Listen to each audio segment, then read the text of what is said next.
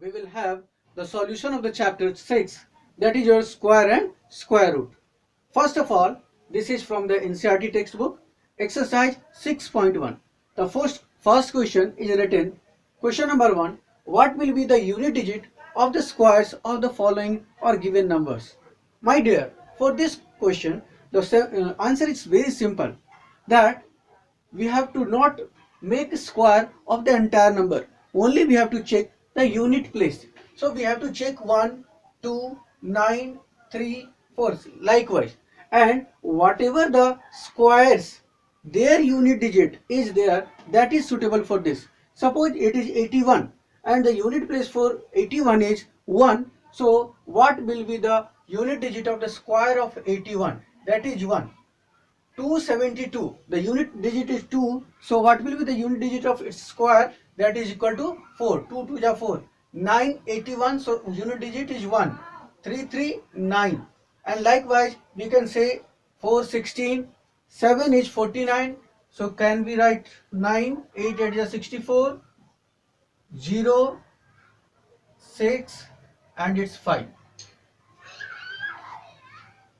My dear, in question number 2, we have to say that out of given the numbers, which of them are not a perfect square? We know that none of them are perfect square, but we have to give and specify the reason for that. My dear, I would like to give one concept over here, that the number which ends with 2, 3,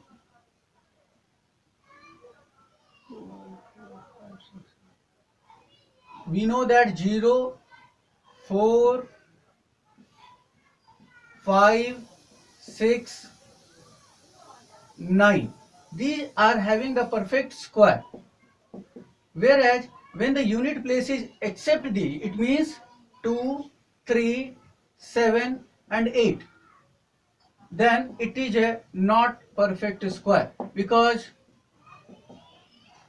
now, one special case of 0.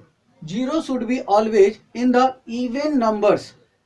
It means in the last place it should be either 2 zeros or 4 0 or 6 0. If it is 1 0 3 0, then also it is not possible. I think the answer is right in front of you. Now let us solve for this. Why this is not a perfect square? Because unit place is 7, and we know that when the any number having a unit place as 7, it can't be a perfect square. Same goes for 8. Now for this question, the number of the zeros in the end are in odd numbers. It means number of zeros are 3, or you can say odd number of zeros. Here the unit place is 8, unit place is 7. Similarly, likewise we can say for this question also the same thing. The number of zeros is 3. In this a unit place is 3. In this it is 2, and again 0 is a one odd number. So like this we can conclude our question number 2. Question, we have to tell that in which of the following the number of the perfect square, or after making the square, it means if it is x, then x square will be even or odd. This part we have to find out. My dear, one very easy concept, that the square of even number is even and odd square is odd. Now you can simply segregate them. Whosoever will be even, this is an odd number, so the square of this number will also be odd. Since this is an even number, so this will be even number. This is odd number, so this is an odd number. The squares of this number will be also odd number, and similarly it is an even number, so the square of this given number will be even number. Like this we can conclude our question number 3. Now in question number 4, there is one pattern given to us, and we have to find the value of last two. So we will study this pattern, that 11 square is equal to 121. In the second question, 101 square is equal to 10201. In the next one, 1001 square is equal to 100, 200 and 1. Now, what information this pattern gives to you?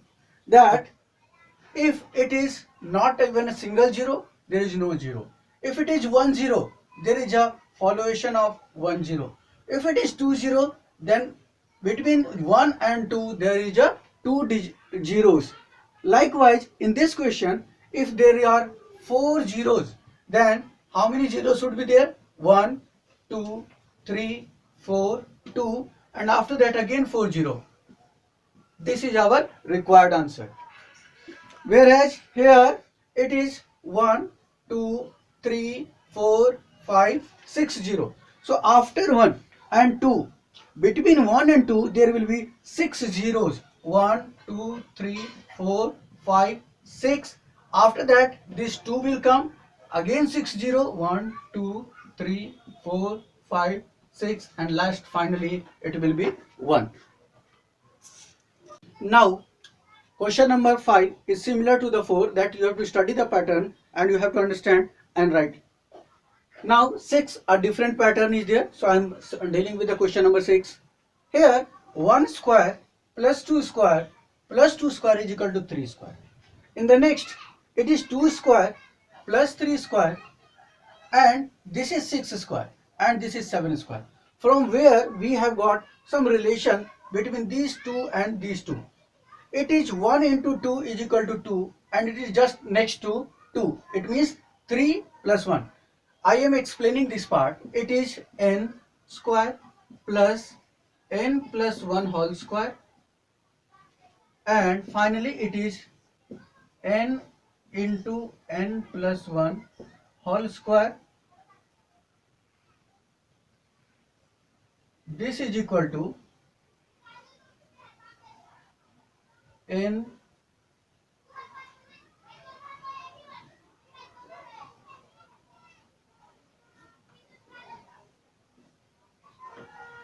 let us understand this pattern, that it is your 1, it is your 1 plus 1 2, and finally it is 1 into 2 1, 1 plus 1, this is 1 into 1 plus 1 square, and that is equal to 1 plus 1 plus 1. This is a pattern being followed over here. That now you can see and verify from there that it is 2 plus 1, and product of these two is 6, and finally the outcome is 6 plus 1. Similarly here also 3 and 4. The product of 3 into 4 is 12, and the answer is 12 plus 1 13. So in this case it is 4 into 5, that will be 20 square, and final result will be equal to 21 square.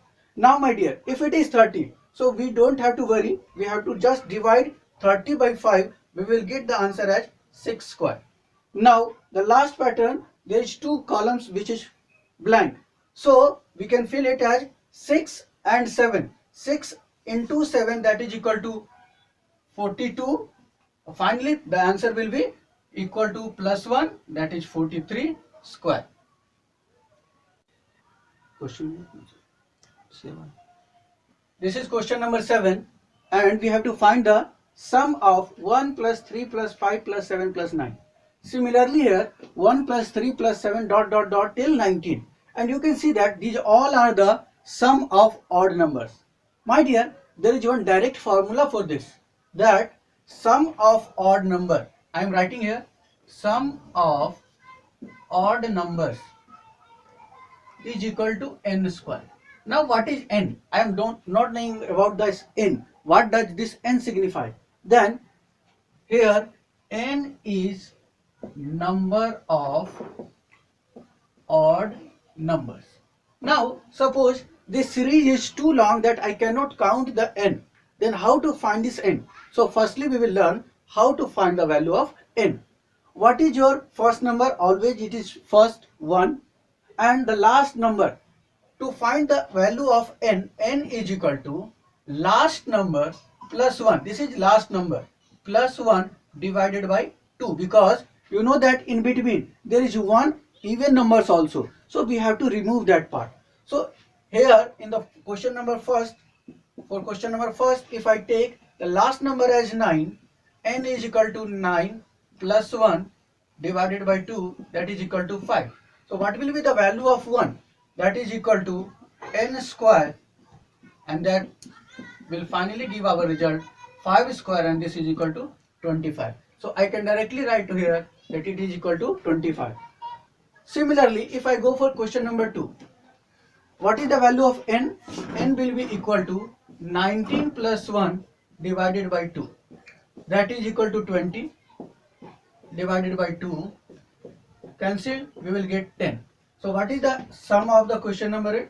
So final answer of question number 2 will be n square, that is equal to 10 square, and we can write down this is equal to 100.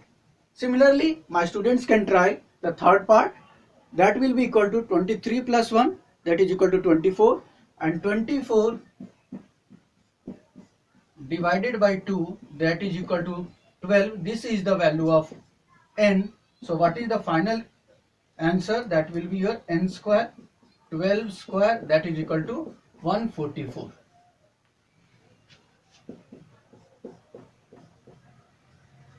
Now in question number 8, they have given that express 49 in the sum of 7 digits or 121 in the sum of 11 digits. You can get an idea from both the numbers that they are a perfect square. And right now in the previous question we have done that the sum of the odd number is always in the form of a perfect square, and it is a perfect square of 7. And 7 square, it means this is the sum of 7 continuous odd numbers. So we can write 1 plus 3 plus 5 plus 7 plus 9 plus 11 plus 13. You can see that it is total number of the digits are 7. So 49 can be written as 1 plus 3 plus 5 plus 7. Likewise 121. 121 is the perfect square of 11. So 121 can be written as 1 plus 3 plus 5 dot dot dot. Total number of the digits should be 11. So finally when you will reach to the last one, that will be equal to, here it was 7, 11, that will be equal to 23, I think. 21. Because 21 plus 1 is 12. How to find the last number? It is very simple, that n plus 1 divided by 2 is your value of n. It means this was the last number. Now we have to find this last number and express them. 1 plus 3 plus 5 plus 7 till 21. That is your answer. Here in the last question of this exercise 9, that find the number of digits between any two continuous square. Here the first part I am solving, rest two parts will be solved by my students. So it is 12 square and 13 square. How many digits are there? So always there is a, you know that it is n square, it is n plus 1 whole square, and the number of digits between two continuous perfect square is equal to 2n. Here in this case n is equal to 12. So how many numbers of digits will be there? Number of digits will be equal to 2 into 12, that is equal to 24.